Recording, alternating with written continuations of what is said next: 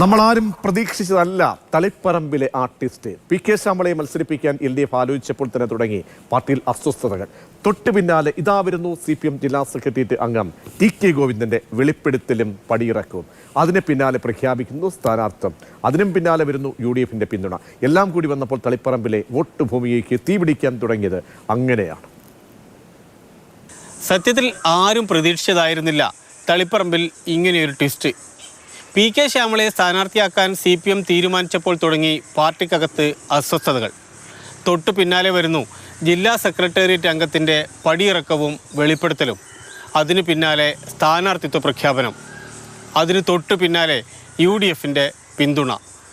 ഇതെല്ലാം കൂടി ആയപ്പോഴാണ് തളിപ്പറമ്പിൻ്റെ വോട്ട് ഭൂമികയ്ക്ക് തീപിടിക്കാൻ തുടങ്ങിയത്.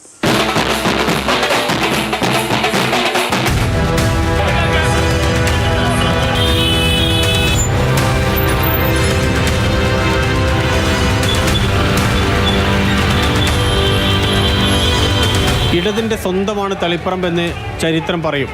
അതുതന്നെയാണ് P.K. ശ്യാമളയും പറയുന്നത്. അതിന് കണക്കുകളുടെ പിൻബലമുണ്ട്. ഇവിടെ എല്ലാ സന്ദർഭത്തിലും ഇടതുപക്ഷ ജനാധിപത്യത്തിന് ജയിച്ചുകൊണ്ടിരുന്ന മണ്ഡലമാണ്. നല്ല ഭൂരിപക്ഷമുള്ള മണ്ഡലമാണ്.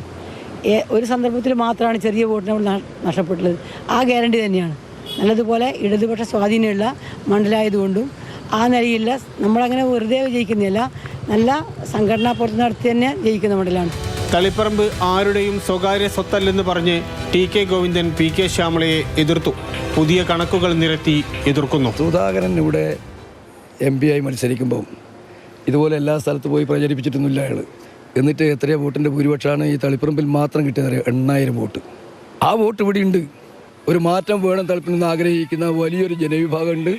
അതുപോലെ തന്നെ ഇവരുടെ ഈ നയത്തിൽ പ്രതിഷേധിക്കുന്ന എൻ്റെ പാർട്ടി സഖാക്കളുണ്ട്. അവരൊക്കെ കൂടി ചേർന്ന് കഴിഞ്ഞാൽ ആ ആശയത്തിനോടൊപ്പം എന്നോടൊപ്പം നിൽക്കുന്നവരും അതുപോലെ തന്നെ UDFൻ്റെ വോട്ടും ചേർന്ന് കഴിഞ്ഞാൽ ഈ മണ്ഡലത്തിൽ ഭൂരിപക്ഷത്തിൽ വലിയ ഭൂരിപക്ഷത്തിൽ ജയിക്കാൻ വേണ്ടി കഴിയും. 7 ഗ്രാമപഞ്ചായത്തുകളും 2 നഗരസഭകളും അടങ്ങിയതാണ് തളിപ്പറമ്പ് മണ്ഡലം. ആന്തൂർ നഗരസഭയും മയ്യിൽ, കുറുമാത്തൂർ, മലപ്പട്ടം, പരിയാരം, കുറ്റ്യാട്ടൂർ ഗ്രാമപഞ്ചായത്തുകളും ഇടതിൻ്റേതാണ്. തളിപ്പറമ്പ് നഗരസഭയിലും കൊളച്ചേരി, ചപ്പാരപ്പടവ് പഞ്ചായത്തുകളിലും ഭരണം UDFനാണ്. അതോടൊപ്പം പാർലമെന്റ് തെരഞ്ഞെടുപ്പിലും തദ്ദേശ തെരഞ്ഞെടുപ്പിലും മേൽക്കൈ UDFനായിരുന്നു. P.K. ശ്യാമളയെ MV ഗോവിന്ദന്റെ ഭാര്യ എന്ന് ലേബൽ ചെയ്യുന്നത് ശരിയല്ലെന്ന ചർച്ച മണ്ഡലത്തിൽ ഉടനീളമുണ്ട്.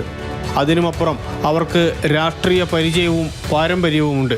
ഒരു സ്ത്രീ അവരുടെ പ്രവർത്തനത്തിൻ്റെ ഭാഗമായി ഒരു ഐഡന്റിറ്റി കീപ്പ് ചെയ്ത് മുന്നോട്ട് വരുമ്പോൾ അവരെ ഇങ്ങനെ ചുരുക്കി കാണിക്കുന്നത് ഇനിയിപ്പോൾ എതിരാളികൾ പറഞ്ഞാൽ പോലും മാധ്യമങ്ങൾ തിരുത്തി കൊടുക്കണം എൻ്റെ അഭിപ്രായം.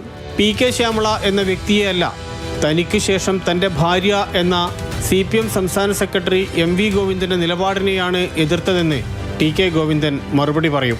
തൻ്റെ കൈവിട്ട് പോകാൻ പാടില്ല നിയന്ത്രണം ഇവിടെ നിന്നുള്ള ഒറ്റ ആഗ്രഹമാണ് അതിൻ്റെ പിന്നിലുള്ളത്. അതാണ് ഞാൻ ചോദ്യം ചെയ്യുന്നത്. അതിനെ ചോദ്യം, അല്ലാണ്ട് ഭാര്യ ആയതുകൊണ്ടല്ല. അത് തൻ്റെ വീട്ടിൽ തന്നെ വേണം. അതെന്ത് രീതിയാണ്? P.K. ശ്യാമളയോട് ആദ്യമുണ്ടായ എതിർപ്പ് ഇപ്പോഴില്ല എന്നാണ് പാർട്ടി കേന്ദ്രങ്ങളുടെ വിലയിരുത്തൽ. TK ഗോവിന്ദൻ സ്ഥാനാർത്ഥിയായതോടെ പാർട്ടി ഒറ്റക്കെട്ടായെന്നാണ് റിപ്പോർട്ട്.